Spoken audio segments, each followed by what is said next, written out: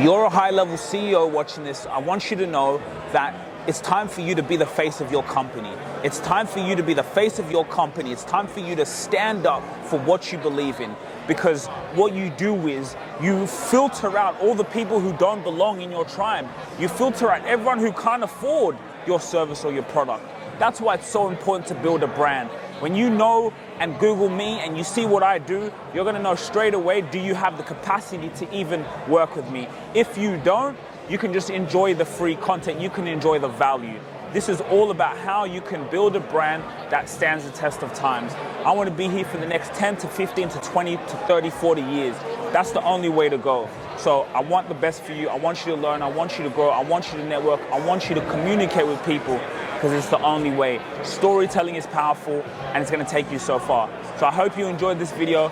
Make sure to like, share, and subscribe. And we have a lot more content on the way.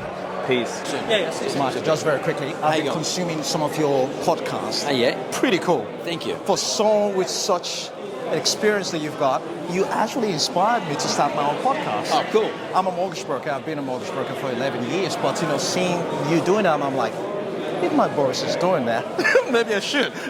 It's a hard business, but it's interesting. You get to meet people and have conversations with people, which is pretty cool. Which is really good, but at the same time, you're educating people in terms of, because being a broker, getting stuck in my work, what I do, you get stuck in just that, constantly talking about LVR, talking about, interest rate and so on and so forth, but there's obviously so much more that you can tap into in the industry where you can talk about with your clients as well. So I use that as inspiration, going, all right, there's just so much more, and I guess that's why we are at this event today. Well, just talk to your client about, just know your client, know about their life, so, get involved with them, and then let them watch your podcast. Beautiful. And Mark, I must tell you, you look pretty sharp, mate. Thank you. See you around, Mark. Hey, Mike, just any advice for any entrepreneurs out there? My advice for any entrepreneurs out there, it's a good question. Don't think of yourself as an entrepreneur, that's the first thing. And don't feel bad about shit happening, because shit happens to entrepreneurs or in business for yourself. And whatever you don't give up, and don't let anybody talk you into giving up. Just keep going. Beautiful. And if you don't mind, just a quick picture. Look, there's only so many conversations I can have one-on-one. Like you break up an 8-hour day, a 20-minute phone call. There's only so many calls I can make in a day. And I'm having the same conversation day in, day out. Versus the podcast, I can answer all those questions. The other challenge is when I'm talking to a client, I'm coming at them with so much information, they can't remember any of it. So if I can give them something for them to digest in their own time, they come back better educated, more engaged with my brand and my message, and it also filters out people that don't want to work with me as well. So it very much just kind of raises that level of engagement for me, that they buy into my message, and it's like they've built that trust over time as well. So how do you structure your podcast conversations? Is it more that type of advice, conversation type of thing? It's a bit of both. There's things that I can't give advice on, like tax or accounting or financial planning. I'll bring in someone that can give that. I'll also give my own thoughts and ideas as well, so it's a bit of a conversation, but really much that thought leadership is kind of sprinkled on top. So what's your vision? Where do you see yourself in 10 years, 15 years in this game? I got no tickets on myself, mate, where I'll be in 5-10 years. I love this industry.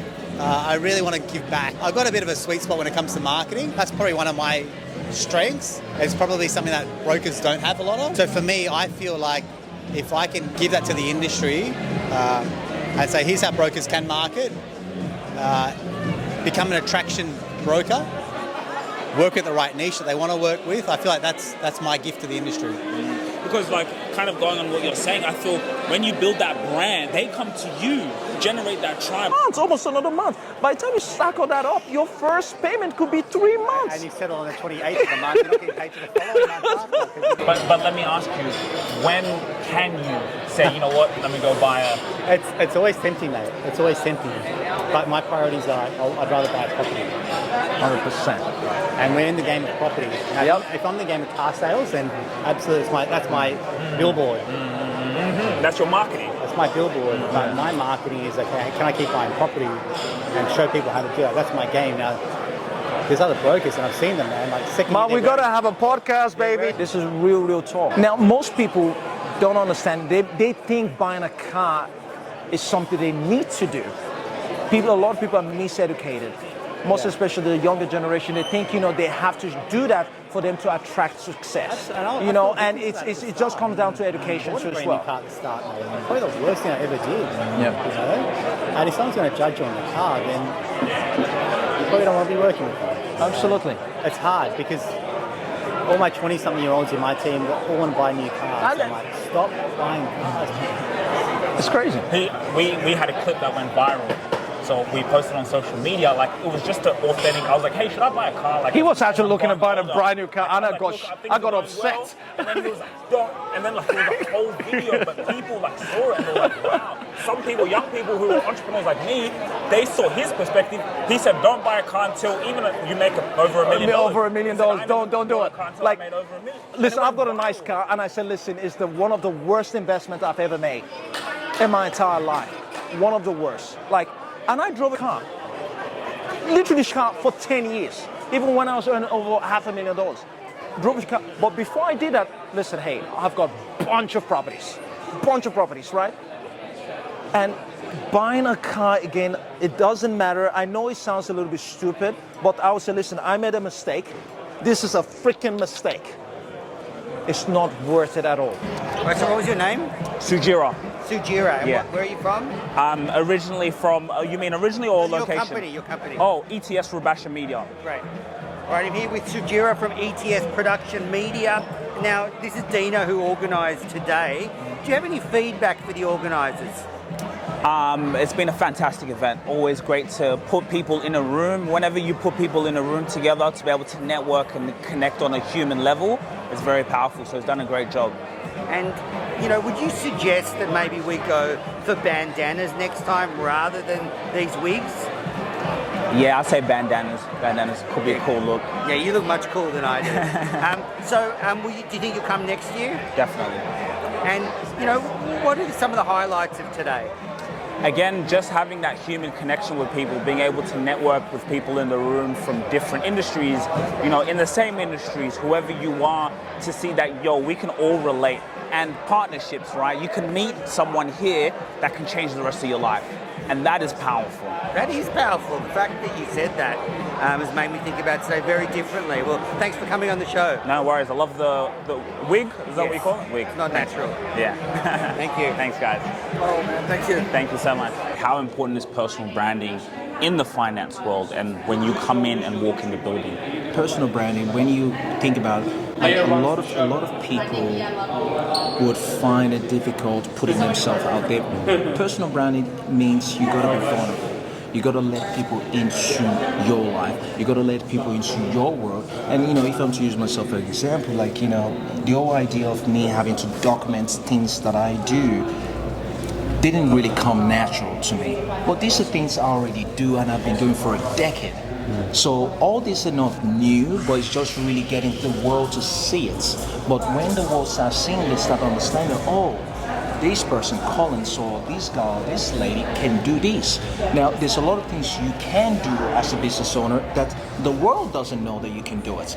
By taking out the time, letting the world know through your personal branding, I guess gives you a broader outreach to the world, and really whoever that needs your service will basically come to you, and off you go from there. I think it's powerful. Just real quick again, what gave you that switch to say, hold on, I've been doing this whole time, but now obviously the camera's on. When did you come with that realization? Well, I think it got to a position where it's something I just couldn't avoid anymore. People wanted to see more. People wanted to know more. People that were, in other states or other parts of the world that doesn't really have direct access to me wanted to know, okay, what I was up to, and needed some sort of a platform, a medium to connect with me.